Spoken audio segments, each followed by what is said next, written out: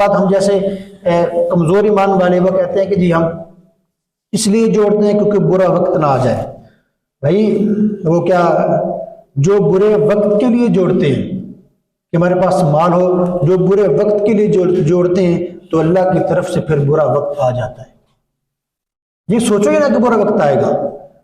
अल्लाह के रास्ते पर खर्च करो, इंशाल्लाह अल्लाह तमाम आफात को टाल देगा, अल्लाह तमाम बीमारियों को खत्म कर देगा, अल्लाह तुम्हारी हर मुसीबत को टाल देगा।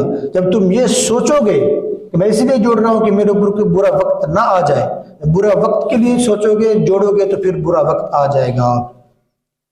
हजरत अली रजी अल्लाह तआला अन्हु का कौल है कि इंसान सखी कैसे होता है। अब ये जो इंसान होता है, वो जो सखी होता है वो कभी अमीर नहीं हो सकता, जो सखी होता है वो कभी अमीर नहीं हो सकता, और जो अमीर है वो कभी सखी नहीं हो सकता। याद रखना, जो अमीर है वो कभी सखी नहीं हो सकता। तो सखी जो है अल्लाह के रास्ते पर देने वाला है, अल्लाह के यहाँ उसकी बड़ी इज्जत है। एक गज़वा में हातिम ताई की बेटी कैद होकर आ गई हुज़ूर सल्लल्लाहु अलैहि वसल्लम के पास, तो आपने उनको कैसे इज्जत दी। हालांकि हातिम ताई गैर मुस्लिम थे, उनकी बेटी आकर फिर आगे मुसलमान हुई तो अल्लाह ने उनको इज्जत दी, तो कहा कि इसको छोड़ दो, इसका बाप बड़ा सखी था।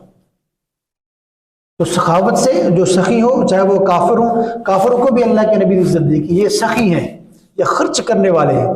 तो क्या करो, अपने बच्चों को खर्च करने वाला बनाओ कि वो खर्च करें, अल्लाह के रास्ते पर देने वाले बनाओ कि वो जोड़ जोड़ कर ना रखें।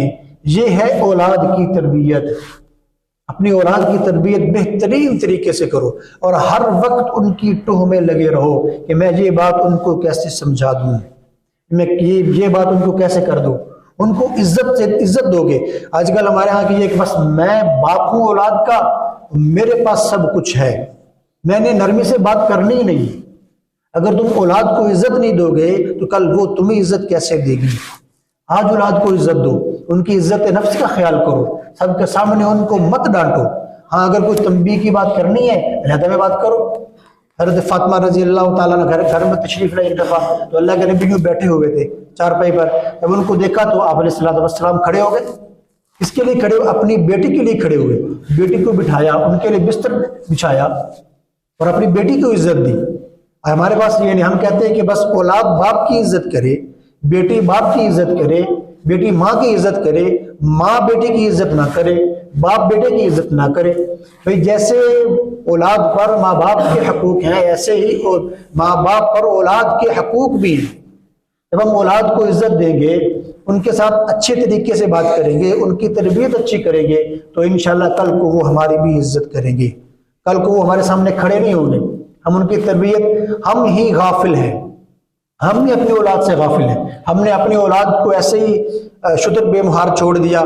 बॉक्सर मुस्ताब कहते हैं कि हमने अपनी औलाद को फंटरगिरी के लिए छोड़ दिया। बस पैदा किया, उसके बाद हमने फंटरगिरी के लिए छोड़ दिया, अभी जाओ जो मर्जी करो। अब हमारी जिम्मेदारी है, स्कूल वालों की जिम्मेदारी नहीं है, मदरसे वालों की जिम्मेदारी नहीं है, मोहल्ले वालों की जिम्मेदारी नहीं है हमारी औलाद को वो सिखाएं, हमारी औलाद की वो तरबियत करें। हमारी जिम्मेदारी है कि हम अपनी औलाद की तरबियत करें, हम उनको सिखाएं दीन क्या है, हम उनको सिखाएं कि अल्लाह से डरना कैसा है, हम उनको अल्लाह से हम उनका रिश्ता कैसे जोड़े, ये हमें पता होना चाहिए। पैसे से ताल्लुक नहीं है तो क्या करो, अपनी औलाद का ताल्लुक अल्लाह से जोड़ो। मैंने बहुत पहले एक वाकया सुना था, बात टाइम खत्म हो गया, मौलाना तारिक जमील साहब का, कि उनके गालिबन बेटे थे छोटे, तो उन्होंने कहा मुझे साइकिल चाहिए। अब उन्होंने कहा कि साइकिल तो आपको लेके दूंगा, लेकिन क्या करो, अल्लाह से मांगो, अल्लाह ही देने वाला है ना, मैं तो नहीं दे सकता। अब बेटे ने 2 रकात नमाज पढ़ी, मुसल्ले पे खड़ा होगा, मांगता रहा, साइकिल नहीं आई। अब जी साइकिल नहीं आई, कैसे? अल्लाह से और मांगो। अभी आपकी दुआ अल्लाह के पास नहीं पहुंची, फिर वो बेटा खड़ा हो गया, फिर वो 2 रकात नमाज नफल पढ़ी, अल्लाह से अल्लाह मुझे साइकिल दे दे। अब छोटा बच्चा क्या कर सकता है? तो उन्होंने फौरन दुकान पर फोन किया और कहा कि इस तरह की साइकिल मेरे दरवाजे पर ला के खड़ी कर दो। अब फिर नफल पढ़े, तीसरी दफा फिर पढ़े, क्योंकि अल्लाह से मांगो। जी अल्लाह, अब बहुत मांग लिया, तो जाओ अल्लाह तुम्हें देगा, जाओ दरवाजा खोल कर देखो। अब उसने जैसे दरवाजा खोला, साइकिल खड़ी थी। अब ये था ईमान बनाना। अब बेटा कितना खुश हुआ कि मेरे अल्लाह ने मुझे साइकिल दे दी। वो फरमाते रहे कि 1 माह तक अपने दोस्तों को, अपने यारों को अपने घर में यही रट लगाई रखी कि अल्लाह ने मुझे साइकिल दे दी। मैंने नमाज पढ़ी, अल्लाह ने मुझे साइकिल दे दी।